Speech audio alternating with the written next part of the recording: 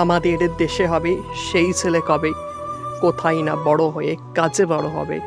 মুখে হাসি বুকে বল, তেজে ভরা মন, মানুষ হইতে হবে এই তার পণ। এএনএম জিএনএম 2024-এর রেজাল্ট আজকে পাবলিশ হতে চলেছে এবং তোমরা প্রত্যেকে জানো এটা তোমাদের কাছে একটা দারুণ খুশির খবর। কিন্তু এই খুশির খবরের মধ্যেও তোমাদের প্রত্যেকের মনের মধ্যে একটু ভয় কাজ করে চলেছে যে আজকে তো রেজাল্ট, আজকে আমি পারবো তো? যেই মানুষগুলো আমার জন্য পরিশ্রম করেছে সেই মানুষগুলোকে আজকে আমি সফলতা নিতে পারবো তো? কারণ তোমার মুখের দিকে তাকিয়ে তোমার বাবা মা, তোমার আত্মীয় স্বজন, ভাই বোন প্রত্যেকে অপেক্ষা করে রয়েছে। কারো ভাই অপেক্ষা করছে আজকে দিদির রেজাল্ট, আমার দিদি একটা গভর্নমেন্ট কলেজ পাবে তো। কারো মা অপেক্ষা করছে আজকে আমার মেয়ের রেজাল্ট, আমার মেয়ে একটা গভর্নমেন্ট কলেজ পাবে তো। কারো বাবা অপেক্ষা করছে আজকে আমার ছেলেটা সরকারি কলেজে পাওয়ার মতো একটা নাম্বার পাবে তো। দেখো, এবং তোমরাও চিন্তা করছো যে আমি যেই মানুষটা এতদিন ধরে আমাকে পড়িয়েছে, যেই মানুষটা এতদিন ধরে আমার খরচা বহন করেছে, সেই মানুষটার জন্য আজকে আমি কিছু করে দেখাতে পারবো তো। এই চিন্তাতেই কিন্তু তোমরা প্রত্যেকে ভয় পেয়ে রয়েছো। যদি না হয় পরের টাইম আমি পারবো তো, এটা নিয়ে তো 3বার পরীক্ষা দেওয়া হয়ে গেল, আমি তো এখনো পারছি না, আমার দ্বারা কি কোনো কিছু সম্ভব নয়? আমি বলবো তোমার দ্বারা সব কিছুই সম্ভব। শুধু ভাবনা চিন্তাটাকে একটু পরিবর্তন করো। কারণ ডক্টর এপিজে আব্দুল কালাম কি বলেছিল বলো তো? স্বপ্ন সেটা নয় যেটা মানুষ ঘুমিয়ে ঘুমিয়ে দেখে, স্বপ্ন সেটাই যেটা মানুষের প্রত্যাশা পূরণকে, অর্থাৎ তোমার যে প্রত্যাশা মনের ইচ্ছা সেটা পূরণ করার জন্য তোমাকে যেটা ঘুমোতে দেবে না, সেটা হচ্ছে তোমার স্বপ্ন। আর একটা কথা কি বলতো, তোমাদের প্রত্যেকে কেন এতটা পরিমাণ অনেকে ব্যর্থ হয়ে যাও?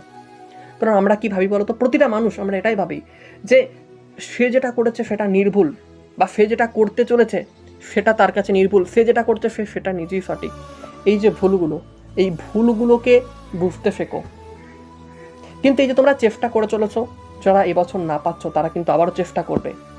কারণ মনে রেখো, কোনো কাজই সহজ নয়, হালটা ছেড়ে দিও না।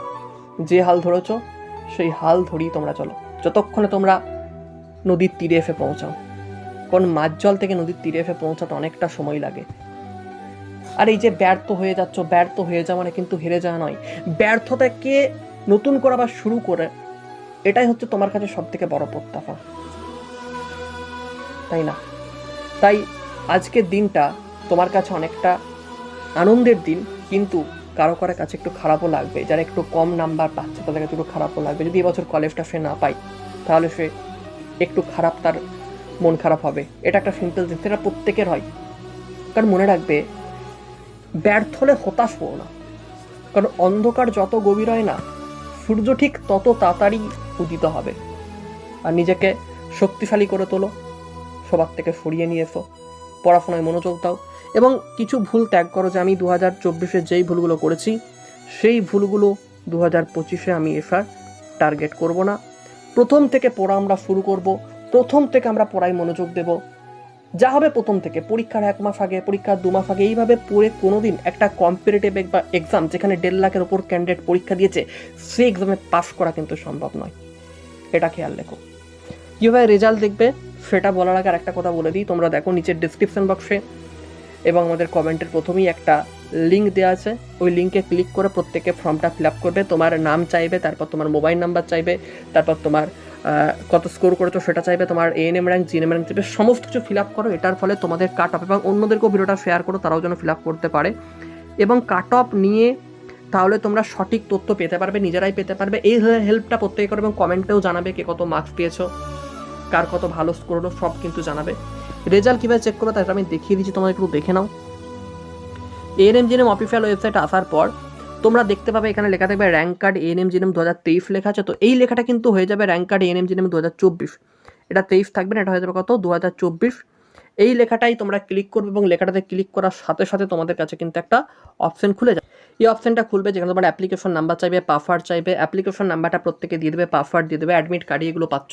পাসওয়ার্ডটা যারা ভুলে যাবে, আমি আগেও শিখিয়ে দিয়েছি ফরগট পাসওয়ার্ড। এই ফরগট পাসওয়ার্ডে ক্লিক করে পাসওয়ার্ডটা চেঞ্জ করে নিয়ে এখানে পাসওয়ার্ড দিয়ে সিকিউরিটি পিনটা পোস্ট করিয়ে দেবে, দিয়ে সাইন ইনে ক্লিক করবে এবং সাইন ইনে ক্লিক করার সাথে সাথে তোমার কাছে এরকম একটা অপশন খুলবে, তোমরা এই যে র্যাঙ্ক এবং স্কোর কার্ড এই লেখাটার উপর হাত দেবে, এইখানটায় হাত দেবে না, র্যাঙ্ক এবং স্কোর কার্ড লেখাটায় টাচ করবে এবং টাচ করার সাথে সাথে তোমার কিন্তু র্যাঙ্ক কার্ডটা ডাউনলোড হয়ে যাবে। র্যাঙ্ক কার্ডটা পিডিএফে খুলবে এবং পিডিএফে খোলার পরে কিন্তু এখানে স্কোর দেখাবে, এখানে তোমার কত র্যাঙ্ক করেছো, জিএমআর র্যাঙ্ক, এবং এখানে তোমার এএনএম এর জিএমআর র্যাঙ্ক এবং জিএনএম এর জিএমআর র্যাঙ্ক এগুলো দেখাবে। যদি কারো এফটি থাকে এফটি ক্যাটাগরির এফটি র্যাঙ্ক এখানে শো করবে, ওবিসি এ থাকলে OBC A rank, OBC B থাকলে OBC B rank, EWS rank থাকলে ইডব্লিউএস র্যাঙ্ক, এগুলো কিন্তু শো করবে।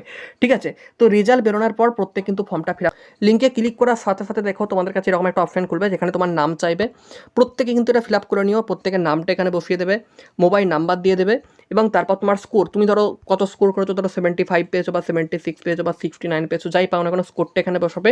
প্রত্যেকে দেখো কমেন্টে লিঙ্ক দেওয়া থাকবে, এএনএম র্যাঙ্কটা এখানে বসাবে, এটা তোমাদের সুবিধার জন্য করা হয়েছে কারণ আমরা কাট অফটা জানতে পারবো, এবং জিএনএম র্যাঙ্কটা এখানে বসাবে। ঠিক আছে, এবং ক্যাটাগরি র্যাঙ্কগুলো বসাবে, ধরো তোমার জিএমআর র্যাঙ্ক হয়েছে জিএনএমএতে 3200 এবং তোমার দেখা গেলো ক্যাটাগরি র্যাঙ্ক হয়েছে 527, তাহলে ব্যাকেটে 527 লিখে আর 3200 তোমার জিএমআর র্যাঙ্কটা লিখে দেবে।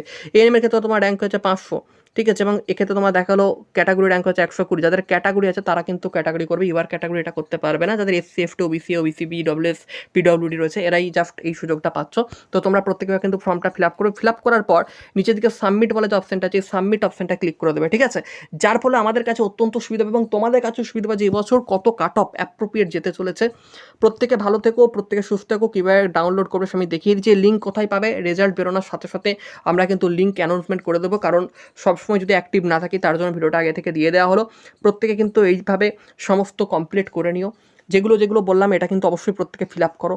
প্রত্যেকে আজকের দিনটার জন্য খুব হাসি মুখে থেকো, তোমার রেজাল্ট যেমনই হোক না কেন নেক্সট ইয়ার তোমার কাছে আরও বেটার কিছু হবে বলে আশা করছি। ঠিক আছে, তো সেক্ষেত্রে চিন্তা না করে, তুমি চিন্তা করলে তোমার ফ্যামিলিও চিন্তা করবে।